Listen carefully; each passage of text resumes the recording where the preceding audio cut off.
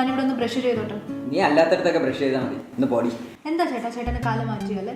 എക്സാമിനൊന്നും പഠിക്കുമല്ലോ, വേറെ പെണ്ണുങ്ങളോട് ചാറ്റ് ചെയ്യുമല്ലേ? ഞാൻ പെണ്ണുങ്ങളോട് ചാറ്റ് ചെയ്യണേ നിനക്കെന്താടി? നിനക്കും ഉണ്ടല്ലോ ഓഫീസിലൊരു സ്വന്തം ബോയ് ഫ്രണ്ട്. എന്താ ചേട്ടാ എന്റെ ബോയ് ഫ്രണ്ട് ഇതൊക്കെ പറയുന്നത്? അവനൊരു പഞ്ച് പാവമാണ്. ചേട്ടനുകൾ തരികിടൊന്നും അല്ല. അതെടി ഞാൻ തരികിട. നീന്റെ കാര്യം നോക്കി പൊടി. അമ്മേ ഇത് കണ്ടോ, ചേട്ടൻ ക്ലീൻ ചെയ്യാൻ സമ്മതിക്കുന്നില്ല റൂം. എന്റെ ദൈവമേ, തുടങ്ങിയ രണ്ടെണ്ണം കൂടി. നിങ്ങൾ നേരമ്പഴത്തെ എണീക്കുന്നത് വഴക്കടിക്കാനാ രണ്ടും കൂടി. എടാ എന്തോ അങ്ങനെ അങ്ങനെ മാറിയിരുന്നേ. ആ പെണ്ണൊന്ന് ക്ലീൻ ചെയ്തിട്ട് പോട്ടെ. ഞാൻ മാറിയിരുന്നു. ഇനി അതിന്റെ പേരിൽ റൂം ക്ലീൻ ആവാതിരിക്കണ്ട. ഡാ അതെ, ഈ ക്ലീനിങ് എന്ന് പറഞ്ഞ പെണ്ണുങ്ങളുടെ മാത്രം കുത്തകയൊന്നും അല്ല. നിനക്ക് വേണമെങ്കിൽ ചെയ്യാം ക്ലീനിങ്. നീ നിന്റെ റൂം ക്ലീൻ ചെയ്തേടാ. അപ്പൊ കൊച്ച് നിന്റെ മുറി ചെയ്യില്ല. പിന്നെ ഞാൻ ക്ലീൻ ചെയ്യാൻ നടന്നത് തന്നെ.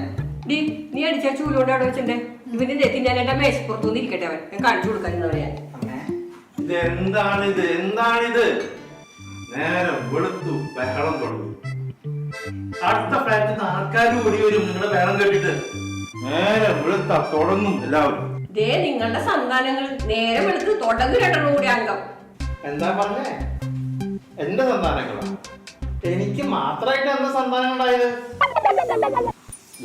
എൽദോ, ഒരു അവധി ദിവസമായിട്ട് കണ്ണി കണ്ട പെണ്ണുങ്ങളുടെ അടുത്ത് ചാറ്റ് ചെയ്യാണ്ട് 10 കാശുണ്ടാക്കാൻ നോക്കണം മോനെ. ആ നല്ല ബെസ്റ്റ് അപ്പൻ. കാശെന്നൊരു വിചാരം മാത്രം നിങ്ങൾക്ക് പൈസ മേടിച്ച് നിങ്ങൾ കുറെ ഉണ്ടാക്കിയാൽ ഇത് എവിടെ കൊണ്ടേ വെക്കാനും നിങ്ങൾക്ക്. അതേടി, ഞങ്ങള് പാരമ്പര്യമായിട്ട് ചെയ്തുകൊണ്ടിരിക്കുന്ന പണിയാണ് ഈ പലിശ കൊടുക്കില്ല. അതിനോ വട്ടിപ്പലിശാന്നോ കൊള്ളപ്പലിശാന്നോ എന്ത് വേണമെങ്കിലും വിളിച്ചോ, ഒരു കുഴപ്പമില്ല. പിന്നെ ഈ പൊട്ടിപ്പലിശ ഉണ്ടാക്കിയ കാശ് കൊണ്ട് തന്നെയാണ് നീയും നിന്റെ മക്കളൊക്കെ തിന്നു കൊളുത്തി ഈ കോലത്തലായി നിൽക്കുന്നത്. മറക്കണ്ട. ആ തിന്ന് കൊഴുത്തിരിക്കണേ. തിന്ന് കൊഴുത്തിട്ട് കോലപ്പം പോലെ ഇരിക്കണോ അറിയത്ത്. അമ്മേ, എന്റെ അപ്പ ഇങ്ങനെ ക്യാഷ് ഉണ്ടാക്കുന്നതിൽ എനിക്ക് ഒരു താല്പര്യമില്ല. അതെ, മക്കളൊരു കാര്യം ചെയ്യും. താല്പര്യമില്ലാത്തവര് അപ്പന്റെ ഡയറി ഇരിക്കണ്ടല്ലോ, അതിൽ എഴുതി വെക്കുക എനിക്ക് അപ്പന്റെ കാശ് വേണ്ടാന്ന്. പിന്നെ സ്ത്രീധനൊന്നും പറഞ്ഞിട്ട് ഈ കുടുംബത്തേക്ക് വരരുത്. 10ന്റെ കാശ് ഞാൻ തരില്ല, പറഞ്ഞേക്കാം. ഇത് പറഞ്ഞ് പഠിപ്പിക്കാൻ തുടങ്ങിയിട്ട് കാലം കുറേ. നീ നിന്നെ പാട് നോക്കി വെച്ചേ. നീ അപ്പനെ പഠിപ്പിക്കാൻ നിൽക്കണ്ടേട്ടാ. അപ്പനറിയാം എന്താ ചെയ്യണ്ടേ അല്ലേ? ഞാൻ മോനെ എഴുതോ അധികം പതപ്പിക്കല്ലേ. ഇത് പതിയുന്ന ടൈപ്പ് അല്ല. നിന്റെ മനസ്സിലിപ്പൊക്കെ ഈ അപ്പൻ നന്നായി അറിയാടാ. ഒന്നും നടക്കാൻ പോണില്ല. ഇനി അവന്റെ നേരെ കുതിര കയറി. അവനെന്നിപ്പോ എന്ത് പറഞ്ഞിട്ടാ? അതെ, അവൻ ഇപ്പൊ പ്രത്യേകിച്ചൊന്നും പറഞ്ഞിട്ടില്ല. കഴിഞ്ഞ ദിവസം അവന് കാറ് മേടിക്കണം പറഞ്ഞത് നീ മറന്നു. അപ്പ വേണ്ട കേട്ടോ, ചേട്ടന് ഇപ്പൊ ജോലി ഉണ്ടല്ലോ, കാറൊന്നും മേടിച്ചു കൊടുക്കണ്ട. ചേട്ടൻ സ്വന്തമായിട്ട് കാർ ലോൺ എടുത്തിട്ട് മേടിക്കട്ടെ. അത് തന്നെ ഞാനും പറയുന്നത്. സ്വന്തമായി അധ്വാനിച്ചുണ്ടാക്കിയ പൈസ കൊണ്ട് ജീവിക്കുമ്പോഴേ അതിനൊരു സുഖവും വിലയൊക്കെ ഉണ്ടാവുള്ളൂ. അപ്പ ഒരു കാര്യം അറിഞ്ഞോ? ചേട്ടൻ എന്നോട് പറയവാ, അപ്പൻ പണം തന്നില്ലെങ്കിൽ അപ്പന്റെ ക്യാഷ് ബോക്സ് എടുത്തോണ്ട് പോകുന്നത്. അപ്പൊ ഇല്ലേട്ടാ, ഞാനങ്ങനെ പറഞ്ഞിട്ടില്ല. അവിടെ ചുമ്മാ പറയണത്. എല്ലാ അപ്പ സത്യമായിട്ട് പറഞ്ഞിട്ടുണ്ട്. നീ നമ്മുടെ ഇടവക പള്ളിയിൽ വിളിച്ചിട്ട് ഒരു കല്ലറ ബുക്ക് ചെയ്യും. ആവശ്യം വരും. വില കുറഞ്ഞത് മതിയിട്ടാ. കല്ലറേ എന്തിന്? നിങ്ങൾക്ക് ചാകാൻ പല പ്ലാൻ ഉണ്ട്. കുതിപ്പിക്കല്ലേ മനുഷ്യനിങ്ങനെ. നീ അങ്ങനെ കൊതിക്കൊന്നും വേണ്ട. അത്ര എളുപ്പത്തിലൊന്നും ഞാൻ ചാവില്ല. ഇവരെ ചിലപ്പോ വേണ്ടി വരും. ആ കല്ലറ അപ്പന്റെ പണപ്പെട്ടി എടുത്തുകൊണ്ട് പോകുന്നു. അല്ലടാ, എനിക്ക് കുളിക്കാൻ വെള്ളം വെക്കേ, ചെറിയൊരു ഡീലിങ്സ് ഉണ്ടെന്ന്. ശരി, കുളിച്ച് റെഡിയായിട്ടൊക്കെ ഇരിക്കിപ്പോ നിങ്ങൾക്ക് പഠിക്കാനുള്ള ആൾക്കാർ.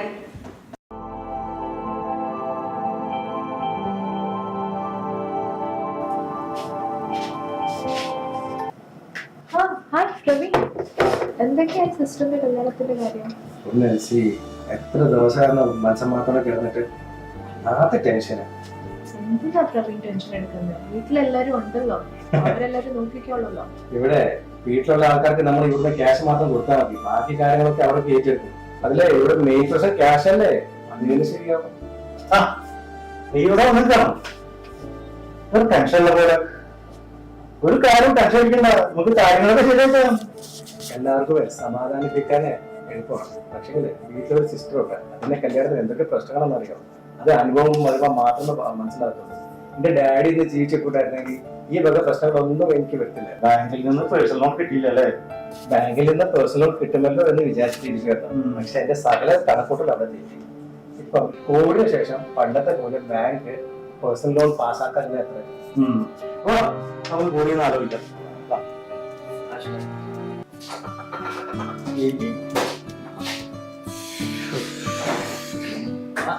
പ്രവീണേ, കാര്യങ്ങളൊക്കെ ഞാൻ അറിഞ്ഞു. ബാങ്കിൽ 8 പണി തന്നൂല്ലേ? ബാങ്കിനെ പറഞ്ഞിട്ട് കാര്യമില്ലല്ലോ.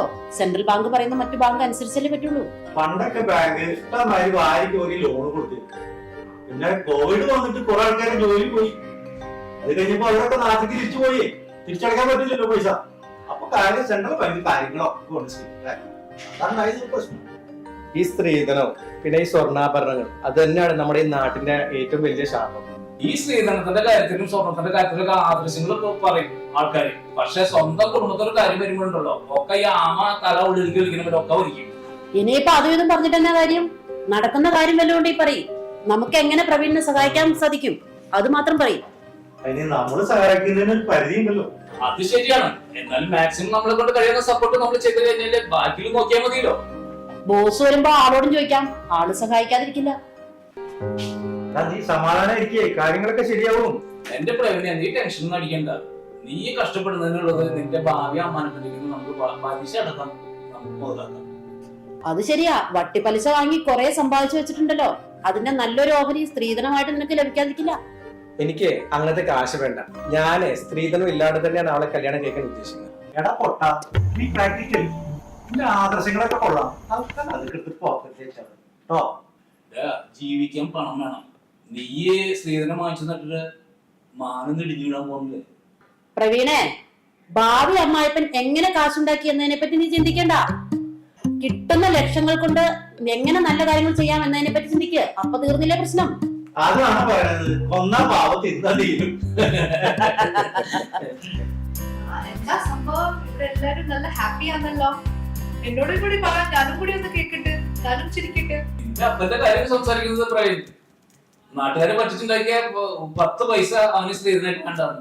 അതിന് എന്റെ അപ്പന്റെ കയ്യിൽ നിന്നൊന്നും പ്രതീക്ഷയൊന്നും ഇല്ല. ഇന്നലെ കൂടി പറഞ്ഞതേ ഉള്ളൂ, നിനക്ക് ഞാൻ സ്ത്രീധനം ഒന്നും തരാൻ പോകുന്നില്ല. വല്ലാത്തൊരു ജന്മം തന്നെയാട്ടോ നിന്റെ അപ്പൻ. പറഞ്ഞിട്ട് എന്താ കാര്യം? എന്തിനാ പലിശ മേടിക്കുന്നതെന്ന് ചോദിക്കുമ്പോ അപ്പൊ ഒരു ബൈബിൾ കഥ പറയും. അതെ, ഈ ബൈബിളും വട്ടിപ്പലിശയായിട്ട് എന്താണ് ബന്ധം? ബന്ധമുണ്ടല്ലോ. ബൈബിളിൽ താലന്തിന്റെ കഥ കേട്ടിട്ടുണ്ടോ? ഞാൻ കേട്ടിട്ടുണ്ട്, പക്ഷെ അറിയില്ല.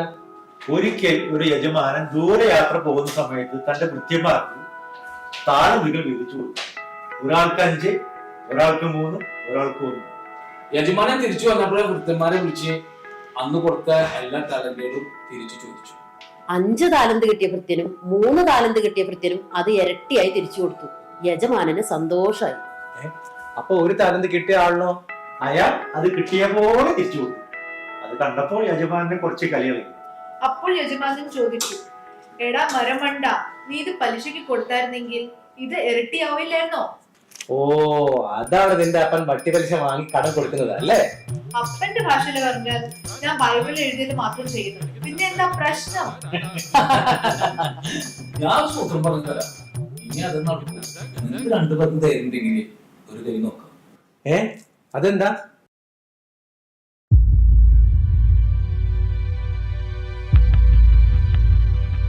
ഞാൻ പറഞ്ഞ ഐഡിയയില് ഓക്കെ അല്ലേ? ഓ, അത് നല്ല ഐഡിയ. അപ്പൊ കാര്യങ്ങളൊക്കെ പറഞ്ഞ പോലെ ഞങ്ങളെല്ലാവരും കൂടെ ഉണ്ട്. അയ്യോ, എല്ലാം പോയേ, എല്ലാം പോയേ. അയ്യോ, നിങ്ങൾ ആരൊക്കെ ഏൽപ്പിക്കാനാണ് ഈ വായിക്കുന്നത് വിളിക്കുന്നത്?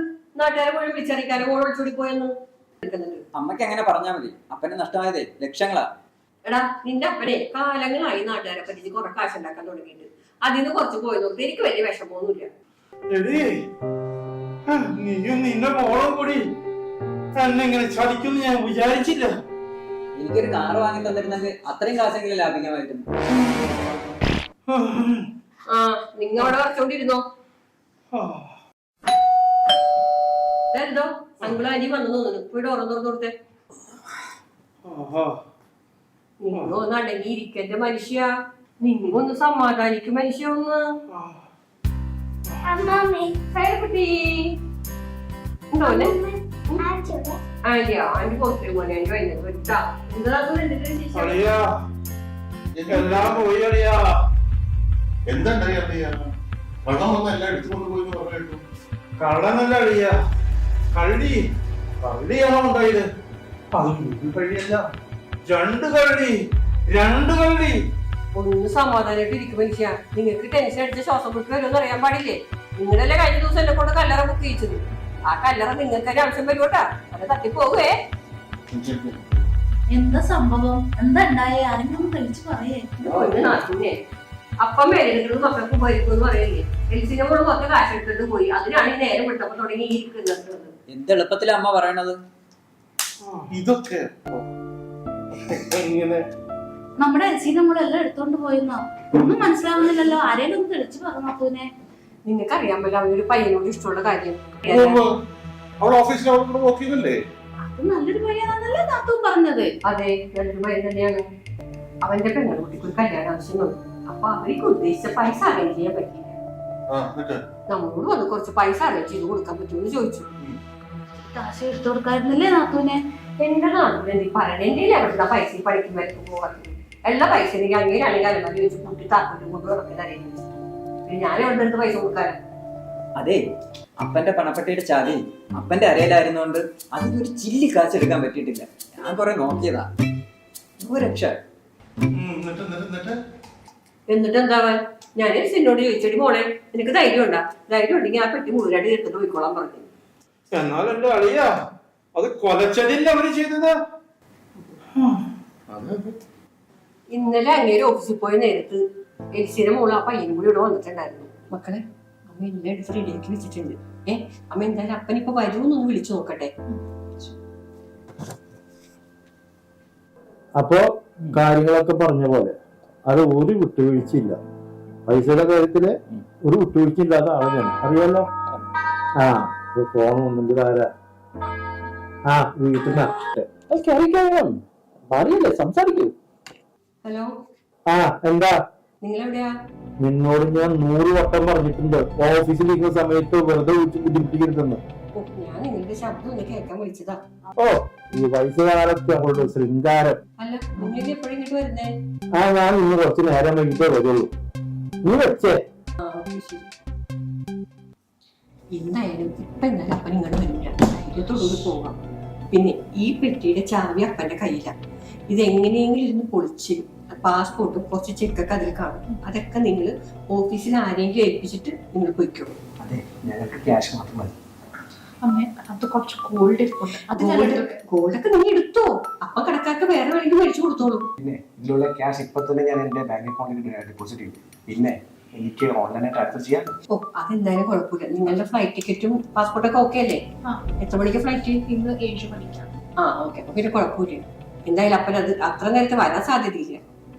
നാളെ ഞായറാഴ്ച ആയതുകൊണ്ടിട്ട് അപ്പനെ അന്വേഷിക്കുള്ളൂ. ആ നേരത്ത് നിങ്ങൾ എന്തായാലും നാട്ടിലെത്തിയിരിക്കും. ഇതിന് പോലീസ് കേസ് ഉണ്ടാവും. എന്ത് പോലീസ് കേസ്? നിയമവിരുദ്ധമായ ആൾക്കാരെ പറ്റിച്ചുണ്ടാക്കിയതല്ലേ. അതുകൊണ്ട് അപ്പം കേസ് കൊടുത്ത് അപ്പം തന്നെ കൊടുക്കും. ആ പേടിയൊന്നും നിങ്ങൾക്ക് എന്തായാലും വേണ്ട. എന്നാ അമ്മേ, ഞങ്ങൾ അനുഗ്രഹിക്കും. ഞങ്ങൾ പോയിട്ട് മക്കളെ വേഗം പോവാൻ നോക്ക്. ഇതൊക്കെ കേട്ടിട്ട് ചിരിക്കണോ കരയണോ എന്നുള്ള ആകെ സംശയത്തിലായിപ്പോയി. എന്നാൽ ഇതൊരു വല്ലാത്ത ചതിയായി പോയി നാത്തൂനെ. അതെ, പലേന്ന് പോയ കുളത്തിന്ന് കേട്ടിട്ടില്ലേ? അപ്പം വിലയെടുക്കണ കാശ് മക്കൾക്കുള്ളത്. നമ്മുടെ മോൾക്ക് സ്ത്രീധനം കൊടുത്ത് നിർത്ത് സമാധാനിക്ക് മനുഷ്യ നിങ്ങ. അപ്പ ഇനി എവിടെയെങ്കിലും കാശ് മാറ്റി വെച്ചിട്ടുണ്ടോ? ശവത്തി കുത്താതെ മോനെ, എല്ലാം പോയിട്ടിരിക്കുമ്പോ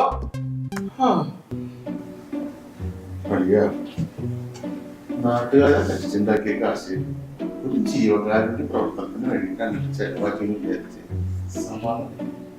ഇനിയിപ്പൊ അങ്ങനെ സമാധാനിക്കേ നിവൃത്തിയില്ല. എന്നാലും എന്റെ പാവത്തെ അവസ്ഥ പണിയാടാ. പള്ളിയിലെ ഭണ്ഡാരത്തിലിട്ടതും വെടിക്കെട്ടുന്ന കാശ് കൊടുത്തതും ഒക്കെ വെറുതെ ആയിന്ന് പറഞ്ഞ പോലെ. നന്ദി വേണം, നന്ദി.